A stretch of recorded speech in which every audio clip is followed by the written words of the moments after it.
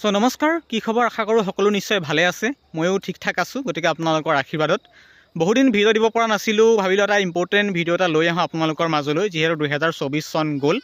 ভাল বেয়াৰ মাজতে 2024 চন গ'ল। কাৰোবাৰ কাৰণে খুব ভাল গ'ল, কোনোবাৰ কাৰণে বেয়া গ'ল। বাৰু যি কি নহওক, এতিয়া আহি আপুনি প্ৰথম ষ্টেপত ভৰি দিছে, সেয়া হৈছে 2025ৰ প্ৰথম মাহ। গতিকে ইতিমধ্যে গম পায় আপুনি 2025 চন ইতিমধ্যে সোমোৱাৰ লগে নিশ্চয় কাৰোবাৰ নতুন আশা লৈ কোনোবাই পুৰণা বস্তু ত্যাগ কৰি নতুনকৈ কাৰোবাক আদৰিছে, কোনোবাই নিজৰ জীৱনটো আগুৱাই নিবলৈ চেষ্টা কৰিছে। গতিকে নহয় জানো, বহুতৰ নিজা চিন্তাধাৰা থাকিব পাৰে। ইতিমধ্যে আমি নিশ্চয় গম পাওঁ যে আমি বহুত এসময়ত কষ্ট কৰিলোঁ। এডিআৰই নিচিনা পৰীক্ষা বহিলে, কিছুমানে বেংকত পৰীক্ষাত বহিলে, বেংকৰ পৰীক্ষা দিলে, কিছুমানে ৰেলৱে পৰীক্ষাৰ প্ৰিপেৰেশ্যন কৰি আছে ইতিমধ্যে। গতিকে নিজা কিছুমান ডিচিশ্যন লৈ আগুৱাই গৈ আছে জীৱনটোত। আৰু বহুত পৰিঘটনা ঘটি গ'ল 2024 বৰ্ষত। ইতিমধ্যে আহি উপনীত হৈছে 2025, যাক 2025 চন বুলি কোৱা হয় আমাৰ অসমীয়াত। কিন্তু 2025 চনত নিশ্চয় আপুনি নতুন এটা আশা থাকিবই, কাৰণ আশা পৃথিৱীত প্ৰত্যেকজন ব্যক্তিৰে আছে। মোৰ যেনেদৰে আশা আছে, আপোনালোকৰো আশা আছে। গতিকে ইতিমধ্যে আমি জানো যে 2025 চন আৰু 2024 চন আমাৰ কাৰণে খুব এটা ইম্পৰ্টেণ্ট সময়, বৰ্তমান সময়। কাৰণ কিয় কৈছোঁ, ইতিমধ্যে আপুনি 2024 বৰ্ষত এডিআৰই পৰীক্ষা এপ্লাই কৰিলে আৰু নিৰ্দিষ্ট সময় হোৱাৰ লগে লগে 3rd গ্ৰেড 4th গ্ৰেড বা অসম পুলিচৰ কেণ্ডিডেটসকলে যদি চাই আছে, তেখেতলোকো পৰীক্ষাত বহিবলৈ গৈ আছে। আৰু ইতিমধ্যে এডিআৰই 3য় বৰ্গৰ 4ৰ্থ বৰ্গৰ কেণ্ডিডেটসকলে 2024 বৰ্ষত পৰীক্ষাত বহিল। আৰু 2025 বৰ্ষৰ প্ৰথম মাহ, অৰ্থাৎ জানুৱাৰী মাহ, ফেব্ৰুৱাৰী মাহৰ ভিতৰতে ৰিজাল্ট দিবই এনো। গতিকে ইতিমধ্যে আপুনি জানে যে ফেব্ৰুৱাৰী মাহত ৰিজাল্ট দিব বুলি CM ছাৰ ইতিমধ্যে তেখেতে জানিবলৈ দিছে। আপোনালোকে নিষ্পত্ত সেইখিনি কথা জানে। গতিকে বাতৰিত সেইখিনি কথা প্ৰচাৰ হৈ আছে, বিশেষ আৰু একো নকওঁ। কিন্তু কথা হ'ল, এতিয়া 2024 বৰ্ষত যি এডিআৰই পৰীক্ষা দিলে, বহুতৰ ৰিজাল্ট বেয়া হ'ব। গতিকে সেইবাবে কৈছোঁ, প্ৰথমে 2024 বৰ্ষ কাৰোবাৰ কাৰণে ভাল, কাৰোবাৰ কাৰণে বেয়া। আৰু 2024 বৰ্ষৰ যাৰ বেয়া আছিল, এইবাৰ ভগৱানৰ কৃপাত তেওঁৰ চেষ্টাৰ বলত তেখেতলোকে 2025 বৰ্ষত এডিআৰই পৰীক্ষাৰ মাধ্যমেৰে জীৱনটো এটা ভাল ফলাফল লাভ কৰিব পাৰে। আৰু কিছুমানৰ 2024 বৰ্ষ বেয়া গ'ল, কিছুমানৰ পৰীক্ষা বেয়া হ'ল, ৰিটেন বেয়া হ'ল, সেইবাবে তেখেতলোকৰ সম্ভৱতঃ নাম নাহিবও পাৰে এইবাৰ 2025 বৰ্ষৰ এডিআৰই ৰিজাল্টত। গতিকে সেইখিনি মাথা মাৰি লাভ নাই। মই আগতেও কৈছোঁ, কাৰণ সমস্যা থাকিবই। সমস্যা কাৰ নাথাকে?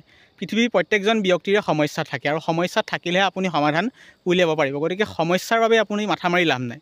প্ৰথম কথা, আপুনি সমস্যাৰ লগত পুংখানুপুংখিককৈ বুজি পাব লাগিব। বুজি পাইছেনে কথাটো? গতিকে সমস্যাৰ ওপৰত আপুনি গুৰুত্ব দিব লাগিব, সমস্যা সময়মতে এৰিব লাগিব। মানুহৰ মাজত সমস্যা ধেৰ থাকিব, কিন্তু সেই বুলিতো নহয়। আপুনি আজি চাওক, মই এখন সৰিয়হৰ মাজত আছোঁ। গোটেই পথাৰখন আপুনি যদি চাব পাৰে, গোটেইখন সৰিয়হ, চাৰিওফালে গোটেই সৰিয়হ। মই দেখুৱাই দিছোঁ, চাৰিওফালে কমপ্লিট সৰিয়হ এইখিনি। গতিকে এই সৰিয়হ যিজনে কৰিছে, বা সৰিয়হ যিখিনি মানুহে কৰিছে, তেখেতলোক এজন খেতিয়ক। তেখেতলোকেও চিন্তা কৰি, কষ্ট কৰি এই সৰিয়হডৰা নিশ্চয় অহৰ্নিশে লাগি সৰিয়হডৰা কি কৰিছে, আজি হালধীয়া ফুল ফুলাব পাৰিছে, হালধীয়া হাঁহি বিৰিঙাব পাৰিছে। আৰু যিকেইজন সৰিয়হৰ মালিক বা যিকেইজন কৃষক, তেখেতলোকে নিশ্চয় মনত ধাৰণা লৈছে যে এইবাৰ মই সৰিয়হ বিঘা ভাল হৈছে, আৰু মই এটা ভাল ইনকম বা ভাল পইচা ইনকম কৰিব পাৰিম 2025ৰ নিৰ্দিষ্ট সময়ত।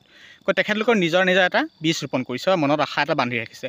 সেই একেদৰেই মই আপোনাক এটা ডিফাৰেঞ্চ এখন ছবি দেখাম। আপুনি নিশ্চয় ভাবি আচৰিত হ'ব, কাৰণ এফালে সন্মুখত নিশ্চয় দেখিছে, মই দেখুৱাই দিছোঁ কেমেৰাটো। এফালে সন্মুখত নিশ্চয় আপুনি দেখিছে, এফালে কমপ্লিট সৰিয়হ হালধীয়া হৈ আছে। কিন্তু এফালে মন কৰিব আপোনালোকে, এইখন নিশ্চয় দেখিছে, এইখন কমপ্লিট অকলশৰীয়া হৈ আছে, য'ত কোনো সৰিয়হ নাই, শুকান গছ, আৰু ছাগলীয়ে খাই আছে। গতিকে এই দুটা দৃশ্য মই আপোনাক দেখাই দিলোঁ দাঙি। এই দুটা দৃশ্যৰ যোগেদি আপুনি নিশ্চয় কিছুমানে ধাৰণা কৰিছে এইটো কি দেখাইছে। মনত ৰাখিব, এই দুটা দৃশ্যত দুটা কথা সোমাই আছে। এফালে সৰিয়হ যিজনে কৰিছিলে, সৰিয়হ কৰাজনে কঠোৰ চেষ্টাৰ ফলত হালধীয়া ফুল ফুলালে সৰিয়হখিনিৰ গছত, আৰু হালধীয়া হাঁহি বিৰিঙাইছে। আৰু কিন্তু এফালে তেখেতলোকৰ চেষ্টা নকৰাৰ ফলত কি হৈছে, কমপ্লিট শুকান হৈ মাটিডোখৰ অৱহেলা হৈ পৰি আছে। গতিকে অৱহেলা এনে নহয় যে মাটিডোখৰ কোনো কামত নাহে। মাটিডোখৰ নিশ্চয় কামত আহিব। যেতিয়া কাম কৰিব, তেতিয়া নিশ্চয় মাটিডোখৰ ভাল কামত লগাব। কিন্তু পৰাপক্ষত এই সৰিয়হ নকৰা খেতিডৰা তেনেকৈ পৰি থাকিল। গতিকে সেই বুলিতো এইডোখৰ মাটি অদৰকাৰী নহয়। ঠিক আপোনাকো তেনেকৈ কৈছোঁ যে আপুনি জীৱনত একো কৰিব নোৱাৰিলে বুলিয়ে আপুনিতো কাৰোবাৰ কাৰণে অদৰকাৰী নহয়। হয়, আপুনি নিজকে অদৰকাৰী বুলি ভাবিব পাৰে, গাঁৱৰ মানুহে আপোনাক অদৰকাৰী বুলি ক'ব পাৰে, কিন্তু আপুনি কাৰোবাৰ কাৰণে দৰকাৰী হৈ আছে। আপুনি কাৰণে এটা মানৱ সম্পদ। আপোনাক বহুত ক্ষেত্ৰত প্ৰয়োজন হ'ব পাৰে কেতিয়াবা। অৰ্থাৎ মই এইটোকে ক'ব বিচাৰিছোঁ, নিজক কেতিয়াও মনটো ভাঙি দিব নালাগে। বুজি পাইছেনে কথাটো? নিজক কেতিয়াও মনটো আৰু নিজক কেতিয়াও মাইণ্ডটো কেতিয়াও ডাউন দিব নালাগে। হয়, কেতিয়াবা দুখ লাগে, কাৰণ আমাৰ লগৰে চাকৰি পালে, পুলিচৰ চাকৰি পাব, কোনোবাই এডিআৰই 3rd গ্ৰেড 4th গ্ৰেডৰ পাব। তেখেতলোকে ভাবিছে মই এটা পোৱাহেঁতেন ভাল আছিলে, কিন্তু সেইটো দুৰ্ভাগ্য আৰু সৌভাগ্যৰ কথা। গতিকে সকলোৱে 10টা আঙুলি সমান কেতিয়াও নহয়। গতিকে যুদ্ধত হৰা জিকা থাকিবই। পোষ্ট থাকিব যদি 5টা, এপ্লাই কৰিব 5 লাখ 6 লাখে। ভাবক তেতিয়া আপোনালোকে